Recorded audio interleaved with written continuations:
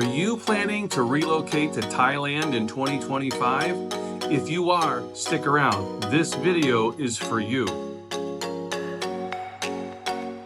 Hey everybody, it's Jim with Passport to Thailand. Welcome back to the channel. Hey, this is an exciting video for me to make. This video is a request from several subscribers, and I put together a 3-video series for anyone looking to relocate to Thailand in 2025. So there's going to be 3 videos. Today's video is about the pre-departure to Thailand video. In this video, I'm going to discuss what you need to do before you even leave your country to come to live in Thailand. In the next video, I'm going to talk about the arrival in Thailand when you first arrive in country. And then the third video is going to be about the long stay requirements in Thailand and getting yourself all set up. There's a ton of information to go through. If I did all 3 of those in one, it'd be like a 4-hour video, and I know you guys don't have time to watch that. I certainly don't either. So what we're going to do is we're going to kick off with video number 1, and that is pre-departure to Thailand in 2025. Now, I've put together a huge list of items that are going to be essential to make your relocation to Thailand as smooth as humanly possible. Okay, so I'm going to go through a whole list here. We're going to dive right into it. And in the end, I'm going to leave a list in the description below, which will make it a little easier for you too throughout this video to go back and find maybe a specific item that you'd like to research a little further. Okay, so plan ahead. Okay, coming to Thailand, relocating anywhere in the world is a daunting task. And there's a lot of moving parts to it. And there's a lot of things that we just don't know. As that saying goes, we don't know what we don't know. And I'll just share with you my personal experience of coming to Thailand. You know, I'm a type A personality. I had everything all ready to go, and I missed a ton of things because I just didn't know. Okay, so this video is to try and make your relocation just a little bit smoother. Okay, so before you relocate to Thailand, make sure you have a list, a checklist, and use some of my topics here to help you build your list. Everyone's list is going to be a little different, but I'm going to go through the top things that you're going to need relocating to Thailand. The first and foremost that I feel is important for everyone to understand is online banking. Now, if you're coming over here, I would assume you're not going to send all of your money and all of your assets immediately to Thailand. It will be over a series of years. It'll be a process. So when you come to Thailand and you're in a different country and you're on your laptop or your phone trying to do online banking back in your home country, most banks will require 2-factor authentication. And generally speaking, they're going to send you a text message on your phone. Okay, so before you leave, make sure that's all set up, okay, and it's working. Try it over and over again before you leave the country, okay? Now, there's different 2-factor, 3-factor, and a whole bunch of other factors of security. Just make sure that you've got that in place. That's the key number 1, okay? Number 2, before you leave your country, if you're not currently using a VPN or a virtual private network, I highly recommend you get one. Get it all set up, get used to using it and understand how it works. You're going to need that over here. Specifically, when we go and talk more about banking, you will need a VPN to get into your countries, if you're talking about the United States, your online banking, okay? There's many of them out there. However, I've been using NordVPN, N-O-R-D VPN. I'll put it up on the screen here. I highly recommend it. They don't endorse me. This is just a personal experience. It's very user-friendly and it works awesome, okay? So you will need a VPN. Number 3, you're going to, I'm assuming, going to be forwarding your US-based mail or any mail where you are in your country, in your Ireland or whatever, to the country where you're going to be living, which is Thailand. There's an easy way to do that, and it is a virtual mail forwarding service. There's many of them. You can Google them. I currently use US Global Mail Service. It gives you the opportunity to pick a location anywhere in the United States that you want to call your home base. and it's an online virtual mail. So your mail goes to that facility, they open it, scan it, upload it into your portal, and you can see the different mail that you have, and you can download the forms. If it's a document that you need, you can download it. It's very, very convenient, very easy. And I've seen prices anywhere from $25 to $35 a month on average. Just do your research on that, but you will need to forward your mail, obviously, while you're here in country. It's a virtual mail service, so you can Google those different services and find one that works best for you. And again, I use US Global Mail Service. They don't endorse me. This is just my personal experience that I want to share with you guys, okay? And then before you leave the country too, you need to figure out how you're going to send money to Thailand. Whether you're going to use bank wires or different services, figure that out in advance, because when you get into Thailand, if you forgot to do this, or you're not sure how to do it, then you're on overnight phone calls with your bank and it's just a mess. So that's just a tip. Try to figure that out long before you leave the country. Also, and this goes back to the online banking with the two-factor authentication, or authorization, I should say.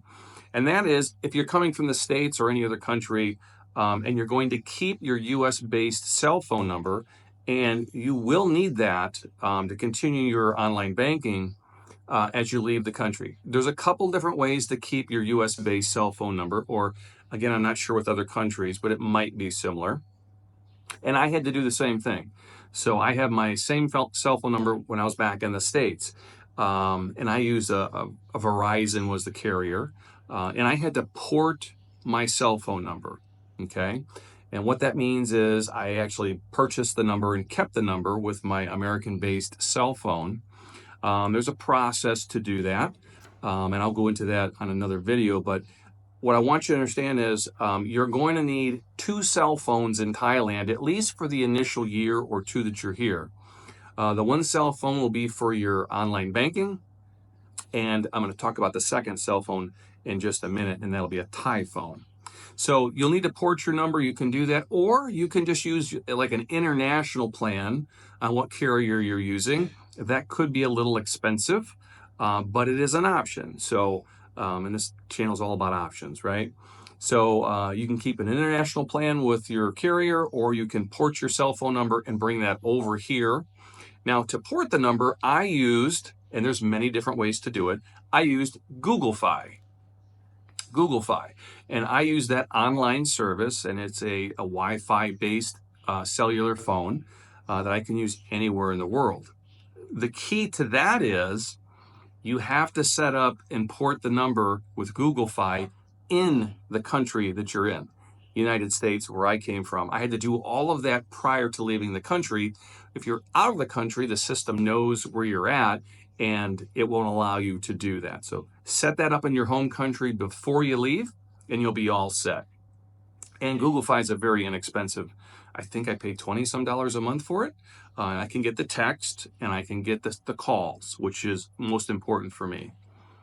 Okay, the next one is medications. Okay, now I'm learning from experience, and I'm sharing this with you. Okay, if you take medications currently wherever you are in the world and you're relocating to Thailand, my advice is tell your doctor what you're doing. Try to get at least 3 months or 90 days of your prescription or prescriptions prior to leaving the country. Okay, that way there's no immediate rush for you to find a doctor and a pharmacy and figure out how it works here in Thailand when you have, life critical medications that you need to take on a daily basis. Okay. Also, try to get a copy of your medical history from your physician or your medical group or wherever you've been going for years and they have a medical history. Now, you might have to pay for that. It could be anywhere from, $20, $30, $50, or $100, depending on what they charge. But bring your medical history with you, and that will help you a lot when you get set up here in Thailand. Okay, and it'll also help a doctor here kind of figure out where you're at medically and what you might need. Okay, so that's something that very few people talk about, but I take a daily medication, And I was just very fortunate that my doctor recommended, hey, you're going there, Jim, why don't let me give you 90 days of medication, which he did, and was a blessing in disguise. Also, if you have vaccines, and I have to be very careful because this is YouTube, what I say about vaccines, but if you have had vaccines in the past, make sure you bring those records with you to Thailand. And I'm not going to say anything more about that. Okay. Also, if you're planning next year to come to Thailand, which I'm assuming you are, try to get your international driver's license before you get to Thailand, okay? But also make sure you have a current valid driver's license from wherever you're coming from in the world, okay? Now, if you're in the United States, the AAA offices, not all of them, but you'll have to research where one is in your area, and they will provide you with the international driver's license. I did get it before I came to Thailand. I think it was less than $30.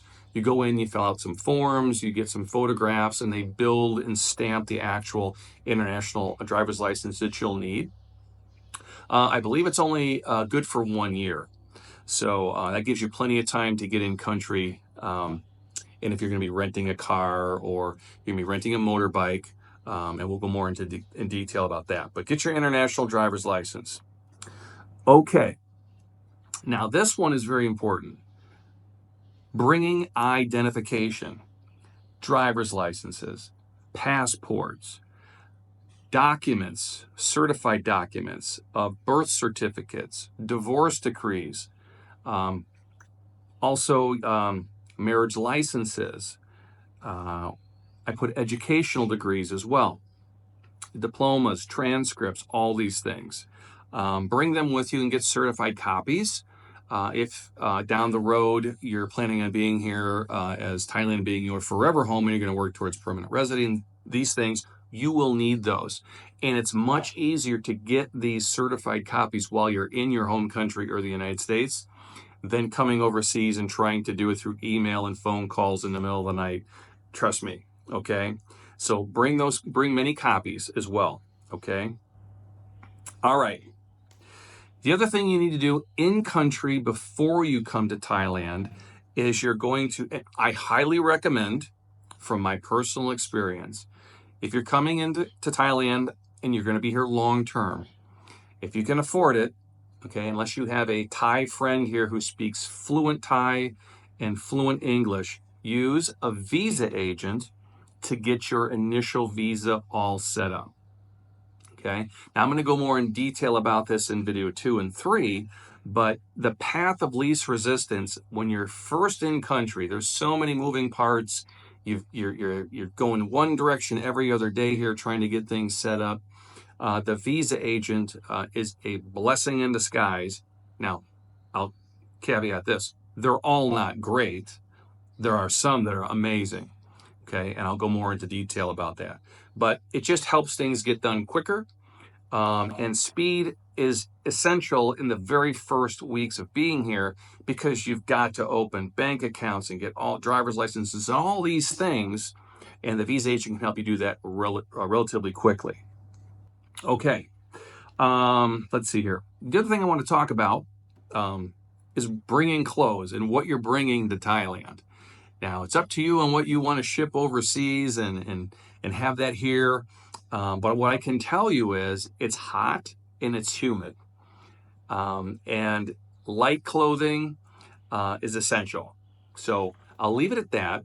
But the topic here I really want to talk about is if you're a larger person, and what I mean by that is size, okay? I'm 6'1", 215 pounds, and I wear an 11 shoe, and I have a 36 waist, okay? So what does that mean?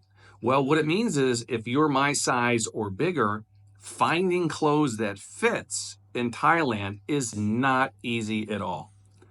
I've had to travel from Bangkok to Chiang Mai to Pattaya, Chiang Rai, different malls trying to find clothes that will fit for me. And I'm just a normal American guy, okay?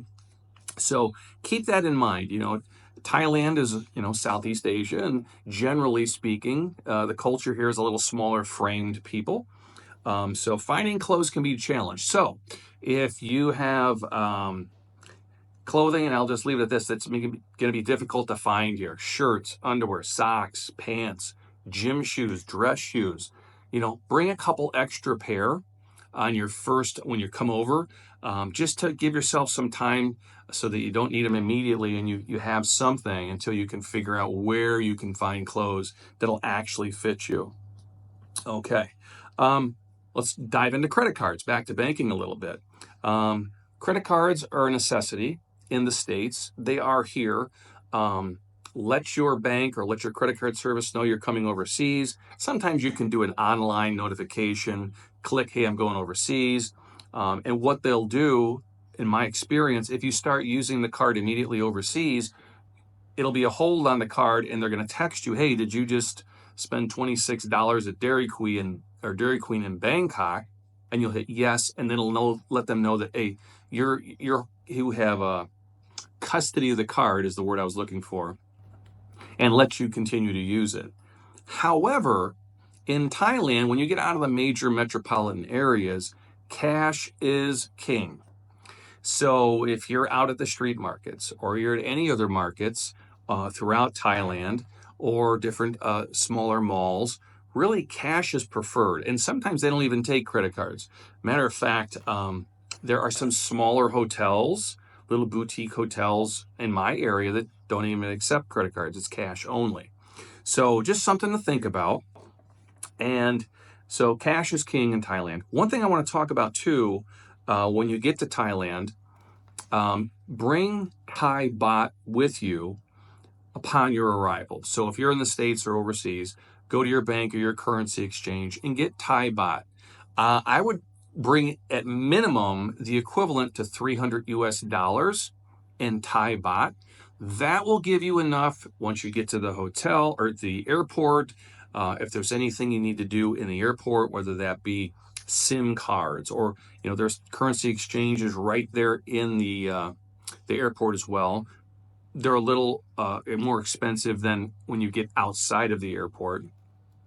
Also, too, you're going to need to pay for a cab or a van or whatever kind of transportation you're going to be getting to get to your hotel or your destination. So, and you're probably going to be starving. And most of the flights that arrive in Bangkok are usually in the evenings or late at night or early morning.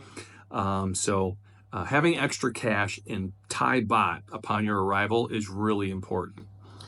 That also brings up when you're in country and you want to start exchanging your currency from wherever you're at a currency exchange. I highly recommend ask friends and family where to go. Some of these currency exchanges will offer a little bit better rate. So try and do that. Usually the major malls, there's usually 2 or 3 of them in there. You can just see what they're using as an exchange rate and get the best deal you can. Here's the topic that I really want you to remember. And this is for U.S. currency, and I would have to assume it's for other currencies around the world. When you're bringing your U.S. currency here to Thailand and you want to exchange it at a currency exchange, they're very particular on how the bill's condition is. If it has a little scribble from a pen, or there's an ink smudge on it, or it's a little tear in it, or it's got a little corner cut off on it, they won't accept it. It's just a policy with all of these currency exchanges. So I've had to learn the hard way. Prior to leaving your country or the United States, go to your bank, talk to your branch manager or the assistant branch manager, whoever's running the branch for the day, and say, I need the best possible bills. Now, sometimes they have them available in the back and they could do an exchange for you. Or the branch manager might say, you know what, I'm going to have to order nice bills for you. It might take a couple days or a week. So just don't run in there the day before you leave and expect that the branch or wherever you go to is going to have all these perfect 20s, 100s, or whatever it is, bills that you're going to be bringing. So plan ahead on that. Okay. And then I want to talk about your flight to Thailand. Now, this is specific for Americans. This could be different if you're Russian, Indian, wherever you're coming from in the world. And this is, you hear many different things about this. And what I'm talking about is your initial flight into Thailand. okay? Since the, we'll just use the word the pandemic, Thailand wants to see that you have a flight, obviously, coming into the country. They also want to see an exit flight out of the country. Regardless of what your plan is, and if it's just going to be your retirement home and you're going to stay here forever, they still want to see that, or they can cause problems for it. And generally speaking, you're going to have more problems with the carrier that you're using coming into Thailand. I ran into this problem myself coming out of Narita, Japan. From Japan to Bangkok, I had a whole bunch of problems with the carrier, Japan Airlines. And by the way, I don't hold anything against them. This has to do with the agreements with Thailand, but because Japan Airlines is phenomenal. But they gave me a lot of grief at the layover in Japan, and I had to buy another ticket online using my phone at the terminal. A burner flight is really what it was, and I got a really cheap flight out of Bangkok to, I believe it was Cambodia, for like $70 or $60, but I had to eat it. Or they were going to make me sign a document that I'm refusing to, I acknowledge that I have to have a flight out of Bangkok, and I'm acknowledging that I'm not buying one, and whatever happens in Thailand is on me when I get here. So it was a mess, I'm going to be honest with you. So just food for thought. Things are different in Southeast Asia than they might be in your home country, and they're certainly different than the United States. And I'm going to talk more about that on video number 2 and video number 3. Things are very different here. Doesn't mean they're bad. They're different, and you just need to know, right? So, we've gone through a lot of topics in this video. I know it's a lot to digest and unpack in a 20-some minute video, but I wanted to give you the step-by-step checklist, if you will, to help you as you begin to leave the United States or wherever country you're in. So this is the pre-departure to Thailand video, okay? So what I recommend too, at minimum 24 hours before you're ready to get on the airplane and leave and come to Thailand, just make sure you've gone through this checklist and your own checklist several times, because once the wheels come up on the airplane and you're headed to Thailand, there's no turning around to, oh, I forgot this or I forgot that. So this video is to try and help reduce stress, have you more organized. And I'm using my own personal experience. I thought I knew it all, and I had this big long checklist, and I was going to go through and not miss anything. That didn't work out. But it all worked out in the end, and it took a little extra time here with emails and phone calls and paying for long distance packages that were very expensive to get here. So I just want to make sure that you don't go through the same thing. So I hope this was helpful. This is very important, and I hope you got something out of this. I've got 2 more videos coming back to back about this video series. The next one is going to be the arrival in Thailand. So when you arrive in country at the airport, I'm going to go through a video step by step what you need to do to get yourself to the next phase in your retirement and your relocation.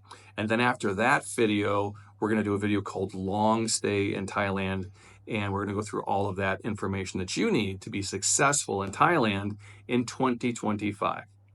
So I hope you enjoyed the video. Thank you so much for watching. I love all you guys. Thank you to the subscribers. Thank you for all the nice messages. I really appreciate it. Also on New Year, I'll be doing a live stream. So I hope you can join me there. And stay tuned, we've got a lot more videos to come, and you've got 2 more coming on this 2025 Expat Relocation Guide, Destination Thailand. So until next time, this is Jim with Passport to Thailand. Remember, in Thailand, there's always options. And I'll see you on the next video. Take care, guys. See ya. Take care.